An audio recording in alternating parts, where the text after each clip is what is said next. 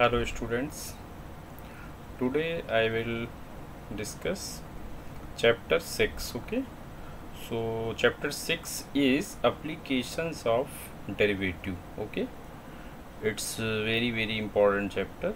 Okay, and here now we will discuss definitions of increasing and decreasing functions with examples. Okay, so see my first topic. अभी CBSE ने अपना जो है syllabus update कर दिया है। इसकी वजह से जो है हमारा जो पहला टॉपिक ऐसे होता था, रेट चेंज होता था, बट अब क्या है, अब हमारा जो है पहला टॉपिक रेट चेंज नहीं होगा। उसका रीज़न है क्योंकि हमारा जो है वो टॉपिक इस सेशन में CBSE ने डिलीट कर दिया है। दैट्स वाई जो है आपका पहला टॉपिक यहाँ पर अब क्या होगा, definitions of increasing function and decreasing function. Okay, इसको हम लोग जो है विद एग्जांपल डिस्कस करेंगे। तो चलिए हम लोग स्टार्ट करते हैं। सबसे पहली चीज़ तो हमें यही जानना है कि इंक्रीजिंग और डिक्रीजिंग फंक्शंस क्या होते हैं, उन्हें हम कैसे बोलेंगे कि वो फंक्शन हमारा इंक्रीजिंग है और वो फंक्शन हमारा डिक्रीजिंग है। ओके, तो इसके लिए जो है डेफिनीशन यहाँ पर है। एक तो डेफिनीशन आपकी ये है कि अगर कोई फंक्शन इंक्रीजिंग है तो उसके लिए इन्होंने पहला पॉइंट यहाँ पे लिखा हुआ है, a function y is equal to F X. Suppose that हमारे पास कोई फंक्शन है और ये फंक्शन क्या है, y is equal to F X का गिवन है। Is set to be increasing, उस फंक्शन को हम लोग इंक्रीजिंग कब बोलेंगे, is set to be increasing on an interval. ये क्लोज इंटरवल यहाँ पे लिया है a कॉमा b, इसका मतलब a और b बोथ इंक्लूडेड हैं। तो अगर वो फंक्शन हमारा इंक्रीजिंग हुआ इस इंटरवल में, तो उसकी कंडीशन क्या है, कंडीशन ये है कि उसका जो f डैश x होगा, मतलब फंक्शन का फर्स्ट डेरिवेटिव जो होगा वो हमारा ग्रेटर आर इक्वल टू क्या होना चाहिए, ज़ीरो होना चाहिए। ग्रेटर आर इक्वल टू अगर फंक्शन हमारा ज़ीरो होगा तो हम ये कह सकते हैं कि आपका जो फंक्शन है वो क्या है, इंक्रीजिंग है, राइट। और कहाँ पर होना चाहिए, वो होना चाहिए a कामा b इंटरवल पर होना चाहिए। ओके, तो ये तो बात थी हमारी इंक्रीजिंग फंक्शन की। लेकिन अगर हम लोग यहाँ पे स्ट्रिक्टली इंक्रीजिंग फंक्शंस को समझें, अब इंक्रीजिंग और स्ट्रिक्टली इंक्रीजिंग फंक्शंस में अभी हम डिफरेंस आपको आगे डिस्कस करेंगे। तो पहले तो आप इसकी डेफिनीशन आप देख लो। सेकेंड डेफिनीशन हमारी क्या है कि a function y is equal to F X is set to be strictly increasing, यानी कि एफ एक्स को हम लोग स्ट्रिक्टली इंक्रीजिंग कब बोलेंगे, on interval a comma B interval में हमारा होगा इफ़ एफ डैश एक्स क्या होना चाहिए, ग्रेटर देन ज़ीरो होना चाहिए। देखिए इंक्रीजिंग और स्ट्रिक्टली इंक्रीजिंग में यहाँ पर जो डिफरेंस है वो इस साइन का है। अगर वो इंक्रीजिंग फंक्शन होगा तो greater or equal to zero आपका आना चाहिए, और अगर वो स्ट्रिक्टली इंक्रीजिंग होगा तो सिर्फ और सिर्फ क्या आना चाहिए, greater than zero on the interval close interval a comma b। तो आपने देखा इंक्रीजिंग फंक्शंस क्या होते हैं। इंक्रीजिंग फंक्शन के लिए क्या है, a function y is equal to F X is set to be increasing on interval a comma b if f dash x greater or equal to zero on interval a comma b। Okay, and strictly increasing में same function लिया गया है, इसको हम strictly increasing कह सकते हैं on interval a comma b पे। इफ़ एफ डैश एक्स क्या होना चाहिए, वो ग्रेटर देन ज़ीरो होना चाहिए on the interval a comma b। तो this is the definition of increasing function, और increasing functions are two type. Okay, एक आपका इंक्रीजिंग और एक आपका स्ट्रिक्टली इंक्रीजिंग। इनमें सब में हम डिफरेंस आगे डिस्कस करेंगे अभी। ओके, अब इसके बाद आ जाते हैं हम लोग डिक्रीजिंग फंक्शंस में। अब डिक्रीजिंग फंक्शंस में भी दो टाइप होंगे, एक आपका डिक्रीजिंग होगा, एक आपका स्ट्रिक्टली डिक्रीजिंग होगा। तो पहले हम जो भी बात कर रहे हैं वो डिक्रीजिंग फंक्शंस की बात कर रहे हैं। A function y is equal to F X is set to be decreasing on an interval a comma b if f dash x less or equal to 0 होना चाहिए।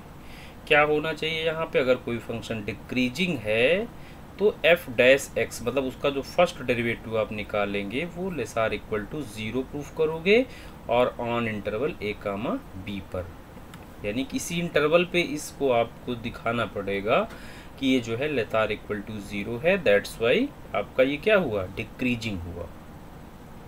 अब स्टूडेंट्स इसके बाद हम बात करते हैं स्ट्रिक्टली डिक्रीजिंग की। तो a function y is equal to F X is said to be strictly decreasing on interval a comma b।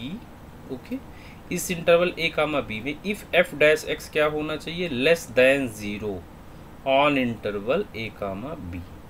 तो देखिए दोनों में जो डिफरेंस है डिक्रीजिंग एंड स्ट्रिक्टली डिक्रीजिंग में आर इक्वल का सिंबल का सिर्फ डिफरेंस है। यहाँ पे अगर ये डिक्रीजिंग होता है तो यहाँ पर आपका लेस आर इक्वल टू होता है, और अगर आपका ये स्ट्रिक्टली डिक्रीजिंग होता है तो इसके लिए जो है आपका ये सिर्फ और सिर्फ लेस देन 0 लिया जाता है। ओके, अब हम लोग आ जाते हैं और आगे। अब चलिए इन डेफिनेशंस को हम लोग और थोड़ा डिटेल में कर्व के साथ में पढ़ते हैं। तो लेट आई, अगर I be an interval contained in the domain of a real valued function f, then f is set to be number 1 increasing. ये इसकी दूसरी डेफिनेशन है। ओके, वहाँ तो मैंने आपको डेरिवेटिव के कॉन्सेप्ट से समझाया, और ये उसके अलावा एक डेफिनेशन और है। तो उसमें क्या है? On increasing on I if x1 क्या हो? अगर लेस देन x2 है। कहाँ पर? इन आई इंटरवल में। दिस इम्प्लाइज दैट जो हमारा fx1 होगा वो fx2 के लेस आर इक्वल टू लिया जाएगा। डेफिनेशन क्या? अगर x1 if x1 less than x2 then fx1 less or equal to fx2। अगर ऐसा हो जाता है तो आप वो कह सकते हो कि आपका जो फंक्शन है वो क्या है? इंक्रीजिंग फंक्शन है। ओके, अब जो है यहाँ पर now here what do we mean by open interval? Open interval का मतलब क्या हुआ? यहाँ पर देखिए ओपन इंटरवल का मतलब ये हो गया कि interval of the form a comma b will be called an open interval, मतलब a और b दोनों इंक्लूडेड नहीं होंगे। ओके, अब जो है इसका ग्राफ हम लोग समझते हैं। इंक्रीजिंग का मतलब क्या हुआ? इंक्रीजिंग का मतलब हुआ कि कुछ समय इंक्रीज हुआ फिर कांस्टेंट हो गया, राइट? फिर इंक्रीज हुआ, आगे फिर कांस्टेंट हो गया। दैट्स वाई इसको हम लोग यहाँ पे आर इक्वल यहाँ भी लगाते हैं, और इससे पहले आपने यहाँ पर भी देखा, यहाँ पर भी हमने आर इक्वल इसीलिए लगाया हुआ है। ओके, क्योंकि सम टाइम में चीज़ें क्या होती हैं? सम टाइम में चीज़ें हमारी ये कांस्टेंट हो जाती हैं, दैट्स वाई वो इक्वल ले लिया जाता है। तो बेटा ये जो है ये हमारा क्या है? इंक्रीजिंग फंक्शंस का ग्राफ है। इंक्रीजिंग फंक्शन का ग्राफ हमारा कुछ इस तरीके से फॉर्म होगा। ओके, अब इसके बाद आते हैं स्ट्रिक्टली इंक्रीजिंग में। स्ट्रिक्टली इंक्रीजिंग की डेफिनेशन क्या है? Strictly increasing on I if x1 less than x2 in I. Okay, this implies that fx1 less than fx2 होना चाहिए। भाई इंक्रीजिंग में आर इक्वल लगा हुआ था और स्ट्रिक्टली में आर इक्वल नहीं है, सिर्फ और सिर्फ क्या है? fx1 लेस देन fx2 है, और for all x1 comma x2 belong to I. Okay, बहुत इंपॉर्टेंट है, इसलिए इसको आप अच्छे से प्रिपेयर करिएगा। अब जो है इसके हम ग्राफ की बात करते हैं। तो ग्राफ आप देख रहे हैं, this is X Y plane आपका यहाँ पर है, और ग्राफ देखिए ये यहाँ पे ड्रॉ किया गया, तो वैल्यू हमारी ये इंक्रीज ही होती चली जा रही है। ओके, इसीलिए स्ट्रिक्ट हो रहा है। स्ट्रिक्ट का मतलब क्या हुआ? कहीं पे कांस्टेंट का कोई कॉन्सेप्ट नहीं है, बढ़ रही है तो बढ़ ही रही था आगे, और इसको प्रोसीड करेंगे तो ऊपर ये चला जाएगा। तो ये बेटा हमारा जो ग्राफ था, ये ग्राफ किसका था? स्ट्रिक्टली इंक्रीजिंग फंक्शन का। अब इसके बाद हम लोगों का आता है decreasing function. Decreasing function on I if x1 less than x2। If x1 less than x2 in I, this implies that fx1 greater or equal to fx2 लिया जाएगा, यानी कि fx1 जो होगा वो हमारा fx2 के ग्रेटर आर इक्वल, यानी कि fx1 greater or equal to fx2 ले लिया जाएगा। For all x1 comma x2 belong to I, ये I को बिलोंग करेंगे, ठीक है।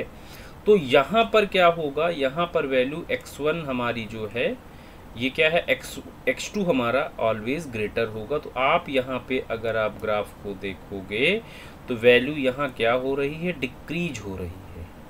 डिक्रीज होने का मतलब क्या हो गया, देखिए यहाँ से इसने शुरू किया, फिर ये देखिए कुछ समय के लिए कांस्टेंट हो गया और फिर देखिए वैल्यू कम होना शुरू हो गई। तो इस तरीके से और डाउन होता चला जाएगा तो वैल्यू ये लेस होती चली जाएगी। तो बेटा ये जो ग्राफ हमारा है, इस ग्राफ को हम लोग डिक्रीजिंग फंक्शंस का ग्राफ कहते हैं, ओके।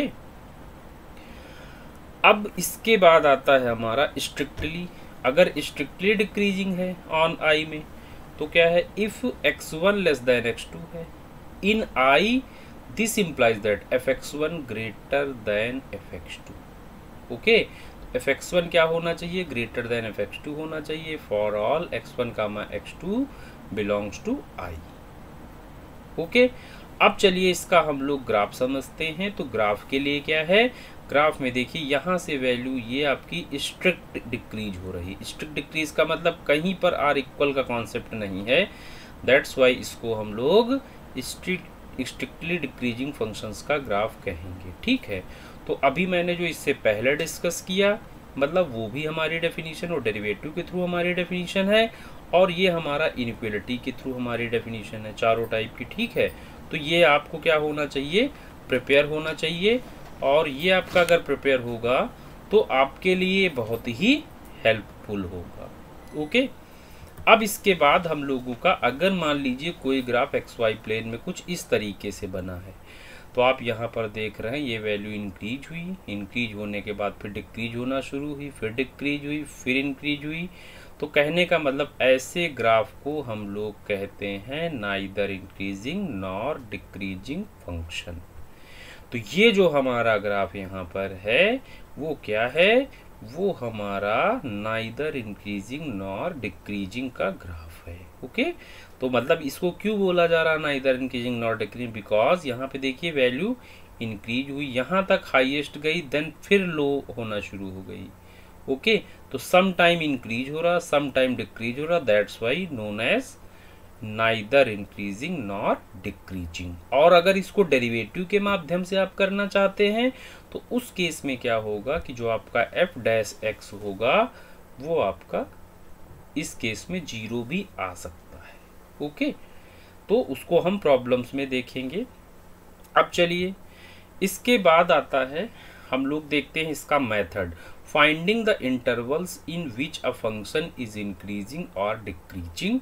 इसका क्या रूल है, क्या कॉन्सेप्ट है। सबसे पहली चीज, नंबर 1 पॉइंट आपका ये है कि आप उस फंक्शन को y के इज इक्वल टू एज्यूम करिए। जो भी फंक्शन है इसको y इज इक्वल टू आप fx एज्यूम करोगे। सेकेंड पॉइंट आपका है, फिर उसे क्या करोगे, differentiating with respect to x आप करोगे, ओके। इसके बाद तीसरा पॉइंट आपका होगा to find the interval in which fx is increase, solve f dash x greater or equal to 0। अगर वो इंक्रीज कर रहा होगा तो इसको ग्रेटर आर इक्वल टू 0 करके हम लोग इंटरवल फाइंड आउट कर लेंगे, okay. To find the interval in which fx strictly increases, then f dash x को ग्रेटर देन सिर्फ लेंगे। फिर उसके बाद अगला पॉइंट हमारा क्या है, अब अगर मान लीजिए कि to find the interval in which fx decreases sorry, अगर fx हमारा क्या होगा, डिक्रीज होगा, तो उस केस में हम क्या करेंगे, उस केस में हमारा जो फंक्शन होगा वो क्या होगा, डिक्रीज होगा, ओके। डिक्रीज होगा तो अगर वो फंक्शन डिक्रीजेज हुआ तो उस केस में हमारा जो f डैश x होगा वो क्या होगा, लेस आर इक्वल टू 0 ले लिया जाएगा। And to find the interval in which fx decreases अगर हुआ, स्ट्रिक्टली डिक्रीजेज अगर हुआ, तो उस केस में हम लोग क्या करेंगे, लेस देन 0 ले लेंगे, लेस देन 0 ले लेंगे, ठीक है। तो इसमें हम लोग जो है इसको क्या करेंगे, लेस देन 0 ले लिया करेंगे, ओके। अब चलिए हम लोग इसकी प्रॉब्लम्स को देखते हैं। ये तो हमारा वर्किंग रूल था, इसको हम इस हिसाब से प्रिपेयर करेंगे और यही हमारा जो है क्वेश्चन करने का कॉन्सेप्ट है। एक मोटा मोटा हम आपको समझा देते हैं कि कोई फंक्शन होगा, उसे आप एफ एक्स एज्यूम करोगे, एफ एक्स एज्यूम करने के बाद में क्या करोगे, उसके बाद उसको डिफ्रेंशिएट करोगे, डिफ्रेंशिएट करने के बाद में फिर जो है आप उसमें क्या करोगे, इंटरवल फाइंड आउट करोगे। ओके, इसको वो करके इंटरवल फाइंड आउट करोगे जो भी कंडीशन आपकी दी गई होगी। ओके, तो ये हमारा कॉन्सेप्ट है। अब चलिए हम लोग इसका जो